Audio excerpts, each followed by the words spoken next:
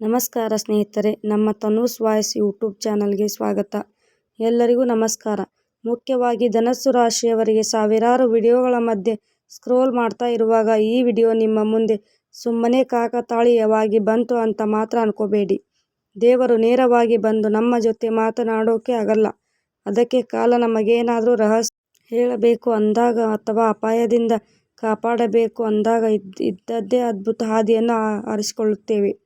ನಿಮ್ಮ ಮನಸ್ಸಿನಲ್ಲಿ ಬಹಳ ದಿನಗಳಿಂದ ಕಾಡುತ್ತಿರೋ ಪ್ರಶ್ನೆಗೆ ಉತ್ತರ ಕೊಡೋ ದೇವ ಸಂಕೇತವಾಗಿ ಇವತ್ತು ಈ ವಿಡಿಯೋ ನಿಮ್ಮ ಮುಂದೆ ಬಂದಿದೆ. ಹಿಂದೆ ನಿಮ್ಮನ್ನು ನಂಬಿಸಿ ಮೋಸ ಮಾಡಿದವರು, ನಿಮ್ಮ ಬೆನ್ನ ಹಿಂದೆ ಗೋರಿ ತೋಡಿದವರು ಈಗ ಎಂಥ ಪರಿಸ್ಥಿತಿ ಎದುರಿಸುತ್ತಿದ್ದಾರೆ, ಅವರ ಜೀವನದಲ್ಲಿ ಎಂಥ ಪ್ರಳಯ ಸೃಷ್ಟಿಯಾಗಿದೆ ಅನ್ನೋ ದೊಡ್ಡ ರಹಸ್ಯ ಇವತ್ತು ಬಯಲಾಗಲಿದೆ. ಮುಗಿದು ಹೋಯಿತು ಅಂದ್ಕೊಂಡಿದ್ದ ಅಧ್ಯಾಯ, ನಿಮ್ಮ ಕಣ್ಣೀರಿಗೆ ಕಾರಣರಾದ ಆ ವ್ಯಕ್ತಿಗಳ ನಿಜವಾದ ಬಣ್ಣವನ್ನು ಕಾಲವೀಗ ನಿಮಗೆ ತೋರಿಸಲಿದೆ. ನಿಮ್ಮ ಜೀವನ ಹಾಳು ಮಾಡಿದ್ವಿ ಅಂತ ಅವರು ಸಂಭ್ರಮಿಸಿರಬಹುದು, ಆದರೆ ಈಗ ಪರಿಸ್ಥಿತಿ ಸಂಪೂರ್ಣ ಉಲ್ಟಾ ಆಗಿದೆ. ಆ ವ್ಯಕ್ತಿಗಳು ಯಾರು, ಆ 3 ಹೆಸರುಗಳೇನು ಅಂತ ನಾನು ನಿಮಗೆ ಹೇಳ್ತೀನಿ.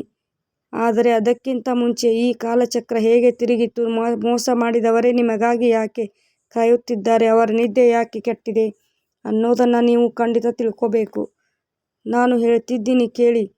ಇವತ್ತು ನಾನು ಆಡೋ ಪ್ರಯತ್ನ ಒಂದು ಮಾತು ನಿಮ್ಮ ಜೀವನದ ಘಟನೆಗಳಿಗೆ ಕನ್ನಡಿ ಹಿಡಿಯುತ್ತೆ. ಹಾಗಾಗಿ ವಿಡಿಯೋ ಎಲ್ಲೂ ನಿಲ್ಲಿಸದೆ ಪೂರ್ತಿಯಾಗಿ ನೋಡಿ. ನನ್ನ ಮಾತಿನ ಮೇಲೆ ನಿಮಗೆ ನಂಬಿಕೆ ಇದ್ದರೆ ದಯವಿಟ್ಟು ಕಮೆಂಟ್ನಲ್ಲಿ ಓಂ ನಮಃ ಶಿವಾಯ ಅಂತ ಬರೆಯಿರಿ. ಹಾಗೆ ನಮ್ಮ ವಿಡಿಯೋನ ಲೈಕ್ ಮಾಡಿ, ನಮ್ಮ ಚಾನಲನ್ನು ಸಬ್ಸ್ಕ್ರೈಬ್ ಮಾಡಿಕೊಳ್ಳಿ. ಧನು ರಾಶಿಯವರ ನೋವುಗಳು ಹೊರಗಡೆಗೆ ಕಾಣಿಸಲ್ಲ. ನೀವು ಯಾವಾಗಲೂ ನಗ್ತಾ ಎಲ್ಲರನ್ನು ಮಾತಾಡ್ಸೋದ್ರಿಂದ ನಿಮಗೇನು ಕಷ್ಟವೇ ಇಲ್ಲ ಅಂತ ಈ ಪ್ರಪಂಚ ಅಂದ್ಕೊಳ್ಳುತ್ತೆ.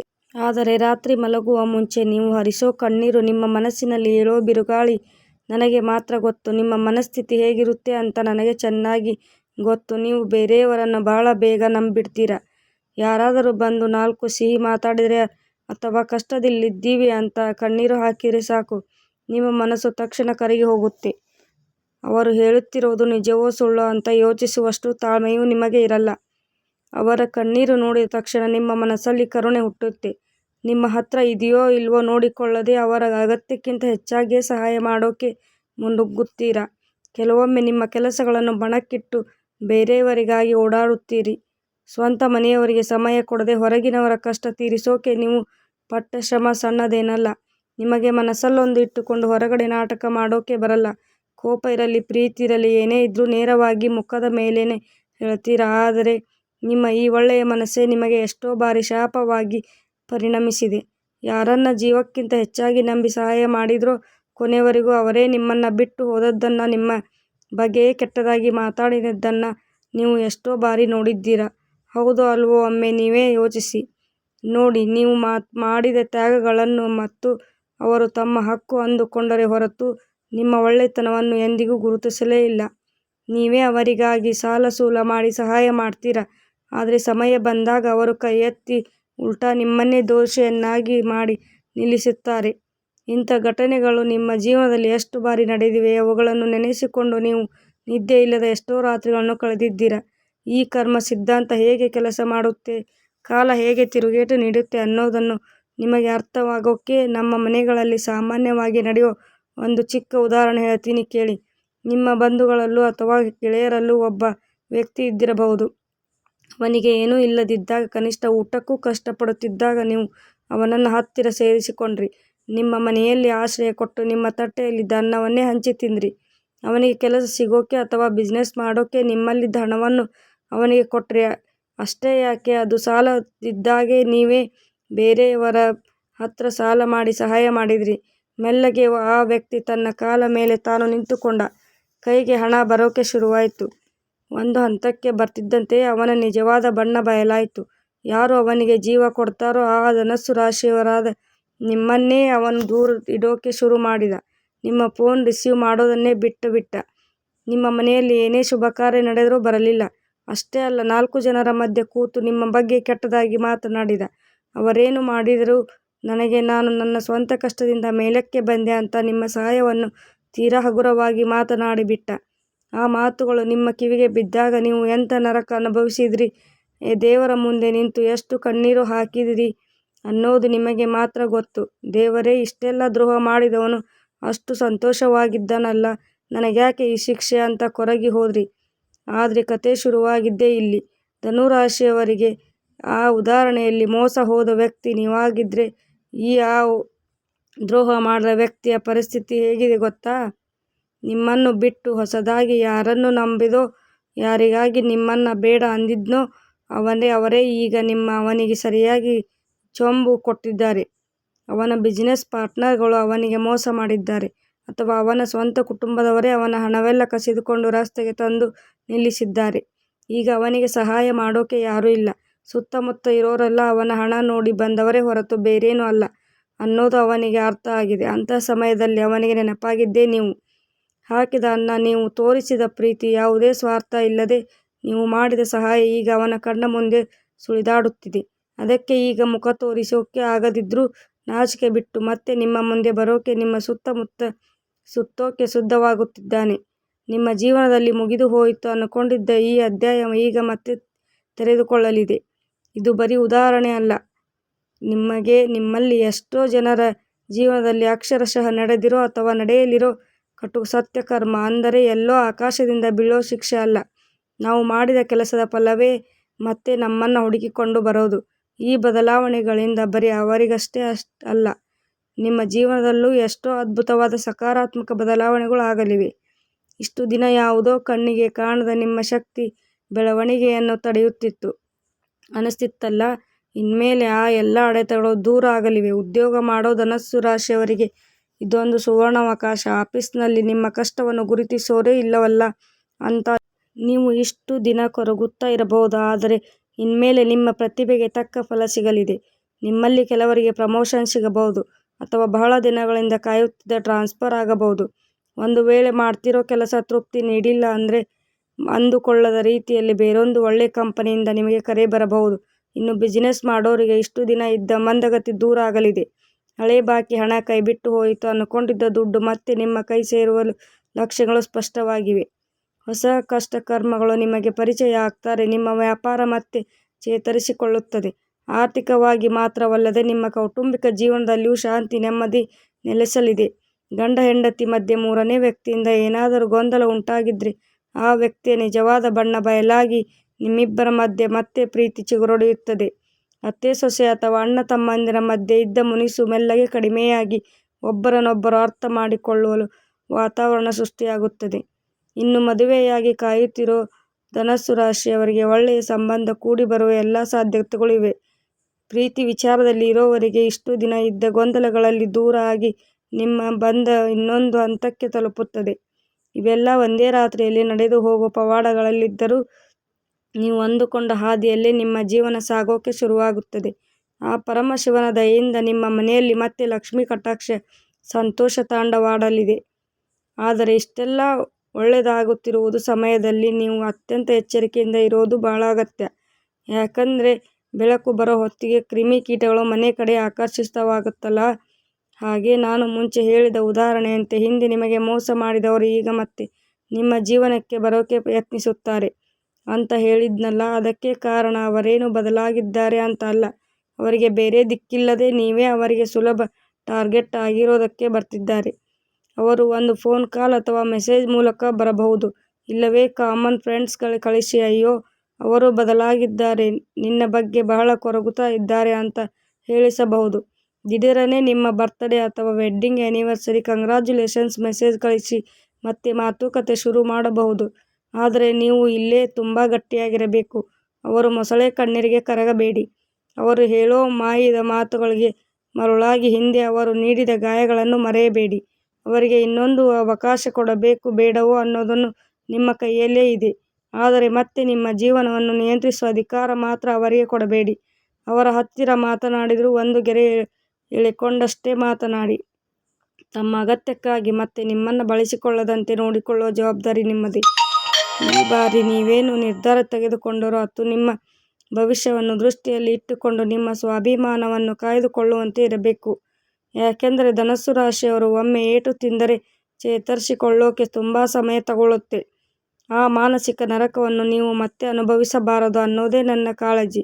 ಇಂಥ ಸಂದರ್ಭಗಳಲ್ಲಿ ನಿಮ್ಮ ಅಂತರಾತ್ಮ ಹೇಳೋ ಮಾತನ್ನು ಕೇಳಿ ಪ್ರಕೃತಿ ಯಾವತ್ತೂ ತನ್ನ ಮಕ್ಕಳಿಗೆ ಕಷ್ಟ ಬರೋಕೆ ಮುಂಚೆನೇ ಕೆಲವೊಂದು ದೈವ ಸಂಕೇತಗಳನ್ನು ನೀಡುತ್ತೆ.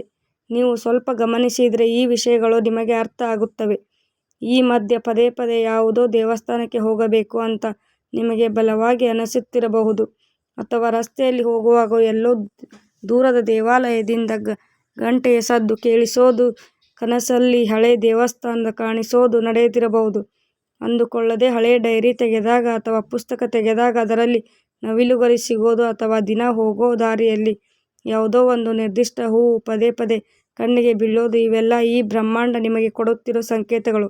ಇನ್ನು ಕೆಲವರಿಗೆ ಬೆಳಿಗ್ಗೆ ಎದ್ದ ತಕ್ಷಣ ಯಾವುದೋ ತಿಳಿಯದ ಪಾಸಿಟಿವ್ ಆಲೋಚನೆ ಬರೋದು, ಒಂದು ವಿಷಯ ಒಬ್ಬರ ಬಾಯಿಂದ ಪದೇ ಪದೇ ಕೇಳಿ ಬರೋದು ನಡೆಯುತ್ತಿರುವುದು ಆಧ್ಯಾತ್ಮಿಕ ಸಾಧಕರು ಇಂಥವುಗಳನ್ನು ಬ್ರಹ್ಮಾಂಡದ ನಮಗೆ ನೀಡುತ್ತಿರೋ ಸೂಚನೆಗಳು ಅಥವಾ ಭಾವಿಸುತ್ತಾರೆ.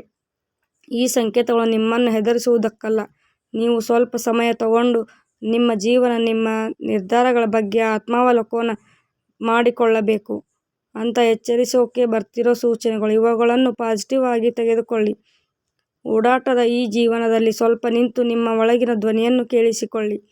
ನಿಮ್ಮ ಅಂತರಾತ್ಮ ಏನು ಹೇಳುತ್ತೋ ಅದಕ್ಕೆ ಆದ್ಯತೆ ಕೊಡಿ. ಹೊರಗಿನವರ ಮಾತಿಗಿಂತ ನಿಮ್ಮ ಮನಸ್ಸು ಹೇಳುವ ಮಾತಿಗೆ ಈಗ ಹೆಚ್ಚು ಶಕ್ತಿ ಇದೆ. ಧನುರಾಶಿಯ ಅಧಿಪತಿ ಗುರು. ಆ ಗುರುಗ್ರಹದ ಅನುಗ್ರಹ ಹಾಗೂ ಬೋಲಾಶಂಕರನ ದಯೆ ಈಗ ನಿಮ್ಮ ಮೇಲೆ ಪರಿಪೂರ್ಣವಾಗಿರಲಿದೆ. ಗುರುಬಲ ನಿಮ್ಮಲ್ಲಿ ಒಂದು ಹೊಸ ಆಲೋಚನಾ ವಿಧಾನವನ್ನು ಜಾಗೃತಗೊಳಿಸುತ್ತದೆ. ಯಾವುದೋ ನಿಜ, ಯಾವುದೋ ಸುಳ್ಳು ಅಂತ ಸ್ಪಷ್ಟವಾಗಿ ತಿಳಿಯೋ ವಿವೇಚನಾ ಜ್ಞಾನವನ್ನು ನಿಮಗೆ ಕರುಣಿಸುತ್ತೆ. ದೈವ ಸಂಕೇತದಿಂದ ಈ ಕಾಲಚಕ್ರ ತಿರುಗಿದೆ ಅಂತ ನಾನು ಹೇಳೋಕೆ ಕಾರಣ ಇದೆ. ಇಷ್ಟು ದಿನ ನಿಮ್ಮ ಕಣ್ಣಿಗೆ ಬಟ್ಟೆ ಕಟ್ಟಿದಂತಿದ್ದ ಪರಿಸ್ಥಿತಿಗಳೆಲ್ಲ ತೊಲಗಿ ಪ್ರತಿಯೊಂದು ಇದ್ದದ್ದು ಇದ್ದ ಹಾಗೆ ನಿಮಗೆ ಅರ್ಥವಾಗುತ್ತದೆ. ಯಾರು ನಿಮ್ಮವರು, ಯಾರು ಅಲ್ಲ, ಯಾರು ನಿಮ್ಮ ಒಳ್ಳೆತನವನ್ನು ದುರುಪಯೋಗಪಡಿಸಿಕೊಳ್ಳುತ್ತಿದ್ದಾರೆ ಅನ್ನೋದನ್ನು ಆ ಗುರುದೇವರು ನಿಮಗೆ ಸ್ಪಷ್ಟವಾಗಿ ತೋರಿಸಿಕೊಡುತ್ತಾರೆ. ಈ ಸಮಯವನ್ನು ನೀವು ಸರಿಯಾಗಿ ಬಳಸಿಕೊಂಡರೆ ಹಿಂದೆ ನೀವು ಅನುಭವಿಸಿದಂಥ ಮಾನಸಿಕ ನರಕವೆಲ್ಲ ಒಂದು ಕೆಟ್ಟ ಕನಸಿನಂತೆ ಮಾಯವಾಗುತ್ತದೆ. ನಿಮ್ಮಲ್ಲೊಂದು ಹೊಸ ಉತ್ಸಾಹ, ತಿಳಿಯದ ಪಾಸಿಟಿವ್ ಎನರ್ಜಿ ಬರೋದನ್ನು ನೀವು ಸ್ಪಷ್ಟವಾಗಿ ಅನುಭವಿಸುತ್ತೀರಾ. ಸದಾಕಾಲ ಬೇರೆಯವರ ಬಗ್ಗೆ ಯೋಚಿಸುತ್ತಿದ್ದ ನೀವು ಮೊದಲ ಬಾರಿಗೆ ನಿಮಗಾಗಿ, ನಿಮ್ಮ ಕುಟುಂಬಕ್ಕಾಗಿ ಯೋಚಿಸೋಕೆ ಶುರು ಮಾಡುತ್ತೀರಾ.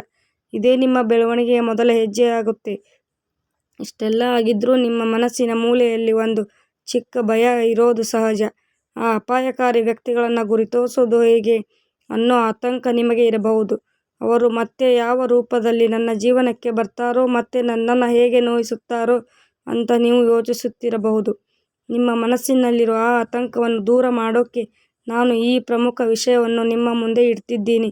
ನಿಮ್ಮ ಜೀವನಕ್ಕೆ ಮತ್ತೆ ಕಾಲಿಡೋಕೆ ಕಾಯುತ್ತಿರೋ ಆ ವ್ಯಕ್ತಿಗಳು ಯಾರು, ಅವರನ್ನು ಗುರುತಿಸೋದು ಹೇಗೆ ಅನ್ನೋದರ ಬಗ್ಗೆ ನಿಮಗೊಂದು ಮುಖ್ಯವಾದ ಸುಳಿವು ನೀಡಲಿದ್ದೇನೆ. ನಾನು ಹೇಳಲಿರೋ ಈ 3 ಹೆಸರುಗಳು ಅಥವಾ ಆ 3 ಅಕ್ಷರಗಳು ಈಗಾಗಲೇ ನಿಮ್ಮ ಜೀವನದಲ್ಲಿ ದೊಡ್ಡ ಬಿರುಗಾಳಿಯನ್ನೇ ಸೃಷ್ಟಿಸುತ್ತಿರಬಹುದು ಅಥವಾ ಮುಂಬರೋ ದಿನಗಳಲ್ಲಿ ನಿಮ್ಮ ಮುಂದೆ ಬರಬಹುದು. ಆ 3 ಅಕ್ಷರಗಳು ಏನೆಂದರೆ, ಒಂದು ನಿಮಿಷ ತಡೆಯಿರಿ. ಆ ಅಕ್ಷರಗಳನ್ನು ಹೇಳೋ ಮುಂಚೆ ನೀವು ಒಂದು ಮುಖ್ಯವಾದ ವಿಷಯವನ್ನು ಅರ್ಥ ಮಾಡಿಕೊಳ್ಳಬೇಕು. ನಾನು ಹೇಳುತ್ತಿದ್ದೇನೆ ಕೇಳಿ. ಇಲ್ಲಿ ನಾನು ಹೇಳೋದು ಯಾರನ್ನು ಹೆದರಿಸೋದಕ್ಕಲ್ಲ, ಯಾರ ಮೇಲೂ ಆಧಾರವಿಲ್ಲದ ಆರೋಪಗಳನ್ನು ಮಾಡೋಕೆ ಖಂಡಿತ ಅಲ್ಲ.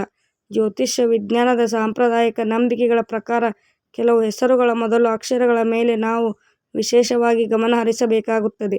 ದಯವಿಟ್ಟು ನಾನು ಹೇಳೋ ಈ ಅಕ್ಷರಗಳ ಹೆಸರು ಪ್ರಾರಂಭವಾಗುವ ಪ್ರತಿಯೊಬ್ಬ ವ್ಯಕ್ತಿಯು ಕೆಟ್ಟವರು, ಮೋಸಗಾರರು ಅಂತ ಖಂಡಿತ ಅಂದುಕೊಳ್ಳಬೇಡಿ. ಹಾಗೆ ಅಂದುಕೊಳ್ಳುವುದು ತುಂಬ ತಪ್ಪು. ಯಾಕೆಂದರೆ ಪ್ರಪಂಚದಲ್ಲಿ ಎಷ್ಟು ಒಳ್ಳೆಯ ಜನರು ಸಹ ಅದೇ ಹೆಸರಿನೊಂದಿಗೆ ಇರಬಹುದು. ಒಂದೇ ಹೆಸರಿದ್ದ ತಕ್ಷಣ ಎಲ್ಲರ ಗುಣನೂ ಒಂದೇ ರೀತಿ ಇರಲ್ಲ. ನಿಮ್ಮ ಜೀವನದಲ್ಲಿ ಈಗಾಗಲೇ ನಿಮಗೆ ಅನುಮಾನ ತಂದಿರೋ ವ್ಯಕ್ತಿ ಅಥವಾ ಹಿಂದೆ ನಿಮ್ಮ ನಂಬಿಕೆಯನ್ನು ಹುಸಿಗೊಳಿಸಿ ಮತ್ತೆ ನಿಮ್ಮ ಬಳಿಗೆ ಬರ್ತಾ ಇರುವಂಥ ವ್ಯಕ್ತಿ ಹೆಸರು ಈ ಅಕ್ಷರಗಳಲ್ಲಿ ಯಾವುದಾದರೂ ಒಂದರಿಂದ ಪ್ರಾರಂಭವಾಗಿದ್ದರೆ ಮಾತ್ರ ನೀವು ತುಂಬ ಎಚ್ಚರಿಕೆಯಿಂದ ಇರಬೇಕು. ತಕ್ಷಣ ಅವರ ಮೇಲೆ ಯಾವುದೇ ನಿರ್ಧಾರಕ್ಕೆ ಬರದೆ ಅವರ ಮಾತು ಮತ್ತು ನಡೆ ಸರಿಯಾಗಿದೆಯಾ ಇಲ್ಲವೇ ಅನ್ನೋದನ್ನು ಆಳವಾಗಿ ಗಮನಿಸಿ. ಒಮ್ಮೆ ಮೋಸ ಹೋದ ನೀವು ಮತ್ತೆ ಅದೇ ತಪ್ಪು ಮಾಡಬಾರದು ಅನ್ನೋದಷ್ಟೇ ನನ್ನ ಕಾಳಜಿ. ಇನ್ನು ಆ 3 ಅಕ್ಷರಗಳು ಯಾವುವು ಅಂತ ಹೇಳ್ತೀನಿ, ಶ್ರದ್ಧೆಯಿಂದ ಕೇಳಿ. ಮೊದಲನೇ ಅಕ್ಷರ ರ, ಎರಡನೇ ಅಕ್ಷರ ಸ, ಮೂರನೇ ಅಕ್ಷರ ಮ. ಮತ್ತೊಮ್ಮೆ ಹೇಳ್ತಾ ಇದ್ದೀನಿ ಕೇಳಿ, RSM. ಈ ಅಕ್ಷರಗಳಿಂದ ಪ್ರಾರಂಭವಾಗುವ ಹೆಸರಿರುವ ವ್ಯಕ್ತಿಗಳು ಯಾರಾದರೂ ಹಿಂದೆ ನಿಮಗೆ ಮಾನಸಿಕವಾಗಿ ಅಥವಾ ಆರ್ಥಿಕವಾಗಿ ತೊಂದರೆ ನೀಡಿದರೆ ನಿಮ್ಮ ಹೆಸರು ಹಾಳು ಮಾಡಿದರೆ ಈಗ ಅವರು ಮತ್ತೆ ನಿಮ್ಮೊಂದಿಗೆ ಮಾತು ಬೆಳೆಸಲು ಪ್ರಯತ್ನಿಸಿದರೆ 1ಕ್ಕೆ 10 ಬಾರಿ ಯೋಚಿಸಿ ನಿರ್ಧಾರ ತೆಗೆದುಕೊಳ್ಳಿ. ಅವರೇನೋ ಬದಲಾಗಿದ್ದಾರೆ ಅಂತ ಕುರುಡಾಗಿ ನಂಬಿ ಮತ್ತೆ ನಿಮ್ಮ ಜೀವನ ಕೀಲಿಕೈಯನ್ನು ಅವರಿಗೆ ಕೊಡಬೇಡಿ. ಒಂದು ವೇಳೆ ಇವರು ನಿಮ್ಮ ಸ್ವಂತ ಕುಟುಂಬದ ಸದಸ್ಯರೇ ಆಗಿರಲಿ, ಅವರೊಂದಿಗೆ ಜಗಳ ಆಡದೆ ಅತ್ಯಂತ ಜಾಣತನದಿಂದ ನಡೆದುಕೊಳ್ಳುವುದನ್ನು ಕಲಿತುಕೊಳ್ಳಿ. ಅವರನ್ನು ಸಂಪೂರ್ಣವಾಗಿ ದೂರ ಮಾಡಲು ಸಾಧ್ಯವಾಗದಿದ್ದರೂ ನಿಮ್ಮ ಜೀವನದಲ್ಲಿ ಅವರಿಗೆ ಎಷ್ಟರ ಮಟ್ಟಿಗೆ ಸ್ಥಾನ ಕೊಡಬೇಕು ಅಷ್ಟಕ್ಕೆ ಪರಿಮಿತಿಗೊಳಿಸಿ. ನಿಮ್ಮ ಮನೆಯ ರಹಸ್ಯಗಳನ್ನು ಅವರೊಂದಿಗೆ ಹಂಚಿಕೊಳ್ಳಬೇಡಿ. ನಿಮ್ಮ ಆರ್ಥಿಕ ವಿಚಾರಗಳನ್ನು ಅವರಿಗೆ ತಿಳಿಸಬೇಡಿ. ಒಳ್ಳೆಯತನ ಇರಬೇಕು ನಿಜ, ಆದರೆ ಅದು ನಮ್ಮನ್ನು ನಾವೇ ನಾಶ ಮಾಡಿಕೊಳ್ಳುವಷ್ಟು ಮುಗ್ಧತೆಯಾಗಿರಬಾರದು. ಈ ರ ಸ ಮ ಅಕ್ಷರಗಳಿರೋರು ಹಿಂದೆ ನಿಮಗೆ ನೀಡಿದ ಗಾಯವನ್ನು ಒಮ್ಮೆ ನೆನಪಿಸಿಕೊಳ್ಳಿ. ಆಗಷ್ಟೇ ನೀವು ಅವರೊಂದಿಗೆ ಹೇಗೆ ನಡೆದುಕೊಳ್ಳಬೇಕು ಅನ್ನೋದನ್ನು ಸುಲಭವಾಗಿ ನಿರ್ಧರಿಸಲು ಸಾಧ್ಯವಾಗುತ್ತದೆ. ಇಂಥ ನಕಾರಾತ್ಮಕ ಪರಿಸ್ಥಿತಿಗಳಿಂದ ನಿಮ್ಮನ್ನು ನೀವು ರಕ್ಷಿಸಿಕೊಳ್ಳಲು, ನಿಮ್ಮ ಮನಸ್ಸಿಗೆ ಶಾಂತಿ ಸಿಗಲು ನಾನೊಂದು ಚಿಕ್ಕದಾದ ಸುಲಭವಾದ ದೈವಿಕ ಪರಿಹಾರವನ್ನು ಹೇಳುತ್ತೇನೆ. ಇದಕ್ಕಾಗಿ ನೀವು ದೇವಸ್ಥಾನಗಳಿಗೆ ಅಲೆಯಬೇಕಾಗಿಲ್ಲ, ಸಾವಿರಾರು ರೂಪಾಯಿ ಖರ್ಚು ಮಾಡಬೇಕಾಗಿಲ್ಲ, ಎಲ್ಲೋ ದೂರ ಹೋಗಬೇಕಾಗೂ ಇಲ್ಲ. ನಿಮ್ಮ ಮನೆಯಲ್ಲಿ ಅತ್ಯಂತ ಸುಲಭವಾಗಿ ಪವಿತ್ರವಾಗಿ ಮಾಡಿಕೊಳ್ಳಬಹುದಾದ ಪರಿಹಾರ ಇದು. ಪ್ರತಿ ಗುರುವಾರ ಬೆಳಿಗ್ಗೆ ಸೂರ್ಯೋದಯಕ್ಕಿಂತ ಮುಂಚೆನೇ ಎದ್ದು ಇಡೀ ಮನೆಯನ್ನು ಶುಚಿಗೊಳಿಸಿ ತಲೆ ಸ್ನಾನ ಮಾಡಿಕೊಳ್ಳಿ. ಮಡಿ ಬಟ್ಟೆಗಳನ್ನು ಉಟ್ಟುಕೊಂಡು ನಿಮ್ಮ ಮನೆ ದೇವರ ಮುಂಭಾಗದಲ್ಲಿ ಹಸುವಿನ ತುಪ್ಪ ಅಥವಾ ಎಳ್ಳೆಣ್ಣೆಯಿಂದ ದೀಪ ಹಚ್ಚಿ. ಆ ದೀಪದ ಬೆಳಕಿನಲ್ಲಿ ಆ ಪರಮಶಿವ ಅಥವಾ ನಿಮ್ಮ ಇಷ್ಟ ದೇವರನ್ನು ಮನಸ್ಫೂರ್ತಿಯಾಗಿ ಪ್ರಾರ್ಥಿಸಿ. ಕಣ್ಣು ಮುಚ್ಚಿ ಹೊರಗಿನ ಪ್ರಪಂಚವನ್ನು ಮರೆತು ಪ್ರಶಾಂತವಾಗಿ ಓಂ ನಮಃ ಶಿವಾಯ ಅಂತ ಬಾರಿ ಜಪ ಮಾಡಿ ಗುರುಗ್ರಹದ ಅನುಗ್ರಹಕ್ಕಾಗಿ ನಿಮ್ಮ ಹೊಸ್ತಿಲಿಗೆ ಮತ್ತು ಹಣೆಗೆ ಸ್ವಲ್ಪ ಅರಿಶಿನ ಅಥವಾ ಶ್ರೀಗಂಧದ ತಿಲಕ ಇಟ್ಟುಕೊಳ್ಳಿ. ಸಾಧ್ಯವಾದರೆ ಅಂದು ನಿಮ್ಮ ಶಕ್ತ್ಯಾನುಸಾರ ಕಷ್ಟದಲ್ಲಿರೋ ಒಬ್ಬ ವ್ಯಕ್ತಿಗಾದರೂ ಸ್ವಲ್ಪ ಅನ್ನದಾನ ಮಾಡಿ. ಇದರ ಅರ್ಥ ನೀವೇನು ಅದ್ಧೂರಿಯಾಗಿ ಅನ್ನದಾನ ಮಾಡಬೇಕು ಅಂತ ಅಲ್ಲ. ಕನಿಷ್ಠ ಹಸಿವಿನಿಂದ ಇರೋ ಯಾವುದಾದರೂ ಒಂದು ಜೀವಿಗೆ ಒಂದು ಹಿಡಿ ಅನ್ನ ಹಾಕಿ, ಅಥವಾ ಪಶು ಪಕ್ಷಿಗಳಿಗೆ ಒಂದು ಹಿಡಿ ಧಾನ್ಯ ಹಾಕಿ. ಈ ಚಿಕ್ಕ ಕೆಲಸ ನಿಮ್ಮ ಸುತ್ತಲೂ ಒಂದು ಸಕಾರಾತ್ಮಕ ಶಕ್ತಿಯನ್ನು, ಒಂದು ಅದೃಶ್ಯ ರಕ್ಷಣಾ ಕವಚವನ್ನು ಸೃಷ್ಟಿಸುತ್ತದೆ. ನಿಮ್ಮ ಮನಸ್ಸಿನಲ್ಲಿರುವ ಭಯ ಆತಂಕಗಳನ್ನೆಲ್ಲ ದೂರ ಮಾಡಿ ನಿಮಗೊಂದು ಅಪಾರ ಧೈರ್ಯ ನೀಡುತ್ತೆ. ನೀವು ಎಲ್ಲೇ ಹೋದರೂ ಆ ದೈವ ಬಲ ನಿಮ್ಮ ಜೊತೆಯಲ್ಲಿ ಇರುತ್ತೆ. ಧನುರಾಶಿಯವರೇ, ಹಿಂದೆ ಯಾರೋ ಒಬ್ಬರು ಮೋಸ ಮಾಡಿದ್ರು ಅಂತ, ನಿಮ್ಮ ನಂಬಿಕೆ ಹಾಳು ಮಾಡಿದ್ರು ಅಂತ ನೀವು ಈ ಪ್ರಪಂಚದಲ್ಲಿರೋ ಪ್ರತಿಯೊಬ್ಬರನ್ನು ಸಂಶಯದಿಂದ ನೋಡೋಕೆ ಶುರು ಮಾಡಬೇಡಿ. ಈ ಲೋಕದಲ್ಲಿ ಇನ್ನೂ ಒಳ್ಳೆಯವರು ತುಂಬ ಜನ ಇದ್ದಾರೆ. ನಿಮಗಾಗಿ ಜೀವ ಕೊಡುವಂಥ ಒಳ್ಳೆಯ ಸಂಬಂಧಗಳು ಇನ್ನೂ ಉಳಿದುಕೊಂಡಿವೆ. ಗತಕಾಲ ಅನ್ನೋದು ಬರೀ ಒಂದು ಪಾಠ ಅಷ್ಟೇ, ಅದೇ ನಿಮ್ಮ ಜೀವನ ಅಲ್ಲ. ಆ ಕಹಿ ಅನುಭವಗಳಿಂದ ಕಲಿತ ಗುಣಪಾಠದಿಂದ ನಿಮ್ಮ ಭವಿಷ್ಯವನ್ನು ಮತ್ತಷ್ಟು ಸುಂದರವಾಗಿ ರೂಪಿಸಿಕೊಳ್ಳಿ. ಯಾರಾದರೂ ನಿಮಗೆ ಮೋಸ ಮಾಡಿದರೆ ಅದು ಅವರ ಕರ್ಮ, ಅವರ ಪಾಪ. ಆದರೆ ಅದನ್ನೇ ಹಿಡಿದುಕೊಂಡು ನೀವು ನಿಮ್ಮ ಜೀವನ ಹಾಳು ಮಾಡಿಕೊಳ್ಳಬೇಡಿ. ಒಮ್ಮೆ ನಂಬಿಕೆ ದ್ರೋಹ ಮಾಡಿದ ವ್ಯಕ್ತಿಯನ್ನು ಬರೀ ಅವರ ಕಣ್ಣೀರು ಮಾತುಗಳನ್ನು ನೋಡಿ ಮತ್ತೆ ನಂಬಬೇಡಿ. ಅವರ ನಡೆನುಡಿಗಳಿಂದ ಅವರನ್ನು ಅರ್ಥ ಮಾಡಿಕೊಳ್ಳಿ. ನಿಮ್ಮ ಜೀವನದಲ್ಲಿ ಒಳ್ಳೆಯ ಬದಲಾವಣೆ ಬರಬೇಕು ಅಂದರೆ ಬರೀ ಪರಿಸ್ಥಿತಿಗಳು ಬದಲಾದರೆ ಸಾಲದು, ನೀವು ತಗೊಳ್ಳೋ ನಿರ್ಧಾರಗಳು ಅಷ್ಟೇ ಮುಖ್ಯ ಅನ್ನೋದನ್ನು ಮರೆಯಬೇಡಿ. ಯಾರೋ ಬಂದು ನಿಮ್ಮ ಜೀವನ ಉದ್ಧಾರ ಮಾಡಲ್ಲ, ನಿಮ್ಮ ಜೀವನಕ್ಕೆ ನೀವೇ ಮಾರ್ಗದರ್ಶಕರು. ಹಿಂದೆ ಮಾಡಿದ ತಪ್ಪುಗಳು ಮತ್ತೆ ಮರುಕಳಿಸದಂತೆ ನೋಡಿಕೊಳ್ಳುವುದು ನಿಮ್ಮ ಮುಂದಿರೋ ದೊಡ್ಡ ಸವಾಲು. ನಿಮಗೆ ನೀವೇ ಒಂದು ಶಕ್ತಿ. ನಿಮ್ಮಲ್ಲಿರೋ ಆತ್ಮವಿಶ್ವಾಸವನ್ನು ಯಾರೋ ಒಬ್ಬರಿಗಾಗಿ ಎಂದಿಗೂ ಬಿಟ್ಟು ಕೊಡಬೇಡಿ. ಕಷ್ಟಗಳು ಶಾಶ್ವತ ಅಲ್ಲ, ಕಣ್ಣೀರು ಶಾಶ್ವತ ಅಲ್ಲ. ಕತ್ತಲೆ ಎಷ್ಟು ದಟ್ಟವಾಗಿದ್ರೂ ಬೆಳಕು ಅಷ್ಟೇ ಪ್ರಕಾಶಮಾನವಾಗಿ ಬರುತ್ತೆ ಅನ್ನೋದು ನಿಮಗೂ ಗೊತ್ತಿದೆ. ಈಗ ನಿಮಗಾಗಿ ಒಂದು ಅದ್ಭುತವಾದ ಸಮಯ ಬರಲಿದೆ. ನೀವೇನು ಅನ್ನೋದನ್ನು ನಿರೂಪಿಸುವ ಅವಕಾಶ ನಿಮಗೆ ಸಿಗಲಿದೆ. ಬಿದ್ದ ಕಡೆಯೇ ಮತ್ತೆ ರಾಜನಂತೆ ರಾಣಿಯಂತೆ ಎದ್ದು ನಿಲ್ಲೋ ಶಕ್ತಿಯನ್ನು ಆ ದೇವರು ನಿಮಗೆ ಕೊಡುತ್ತಿದ್ದಾನೆ.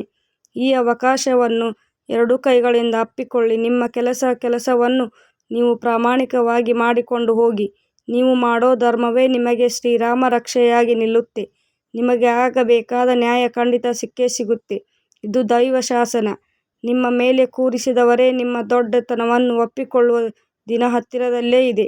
ಒಂದು ವಿಷಯ ಮಾತ್ರ ನೆನಪಿರಲಿ, ನಿಮ್ಮ ಒಳ್ಳೆಯ ಮನಸ್ಸೇ ನಿಮಗಿರೋ ಅತಿ ದೊಡ್ಡ ಆಸ್ತಿ. ಅದನ್ನು ಯಾರೋ ಒಬ್ಬರಿಗಾಗಿ ಬದಲಾಯಿಸಿಕೊಳ್ಳಬೇಡಿ. ಎಷ್ಟೇ ಜನ ಮೋಸ ಮಾಡಿದ ನಿಮ್ಮಲ್ಲಿರೋ ಒಳ್ಳೆಯತನವನ್ನು ಸಾಯಿಸಬೇಡಿ. ಆದರೆ ಆ ಒಳ್ಳೆಯತನವನ್ನು ಎಲ್ಲಿ, ಯಾರ ಹತ್ರ ತೋರಿಸಬೇಕು ಅನ್ನೋದನ್ನು ತಿಳಿದು ನಡೆದುಕೊಳ್ಳಿ. ಆಗ ಮಾತ್ರ ನಿಮ್ಮ ಜೀವನ ಆನಂದಮಯವಾಗಿರುತ್ತದೆ. ಇನ್ನು ಕೊನೆಯದಾಗಿ ಒಂದು ಮಾತು ಹೇಳುತ್ತೇನೆ ಕೇಳಿ. ಧನುರಾಶಿಯವರೇ, ನಿಮ್ಮ ಜೀವನದಲ್ಲಿ ನಿಮಗೆ ಮೋಸ ಮಾಡಿ ಈಗ ಮತ್ತೆ ನಿಮ್ಮ ಬಳಿಗೆ ಬರೋಕೆ ಪ್ರಯತ್ನಿಸುತ್ತಿರುವ ಆ ವ್ಯಕ್ತಿ ಯಾರಾದರೂ ಇದ್ರೆ ದಯವಿಟ್ಟು ಅವರ ಹೆಸರು ಹೇಳೋ ಅಗತ್ಯ ಇಲ್ಲ. ಕಮೆಂಟ್ನಲ್ಲಿ ಇದ್ದಾರೆ ಅಂತ ಮಾತ್ರ ಬರೆಯಿರಿ. ನಿಮ್ಮ ಮನಸ್ಸಿನಲ್ಲಿರೋ ಭಾರವನ್ನು ಈ ಮೂಲಕ ಆದರೂ ಸ್ವಲ್ಪ ಇರಿಸಿಕೊಳ್ಳಿ. ನೀವು ಒಂಟಿಯಲ್ಲ, ನಿಮ್ಮ ಹಿಂದೆ ಆ ದೈವಶಕ್ತಿ ಇದೆ ಅನ್ನೋ ಧೈರ್ಯದಿಂದ ಮುನ್ನಡೆಯಿರಿ. ಈ ವಿಡಿಯೋ ನಿಮಗೆ ಇಷ್ಟವಾದರೆ ಲೈಕ್ ಮಾಡಿ, ಶೇರ್ ಮಾಡಿ, ನಮ್ಮ ಚಾನಲನ್ನು ಸಬ್ಸ್ಕ್ರೈಬ್ ಮಾಡಿಕೊಂಡು ಬೆಲ್ ಐಕಾನ್ ಅನ್ನು ಕ್ಲಿಕ್ ಮಾಡಿ. ಧನ್ಯವಾದ.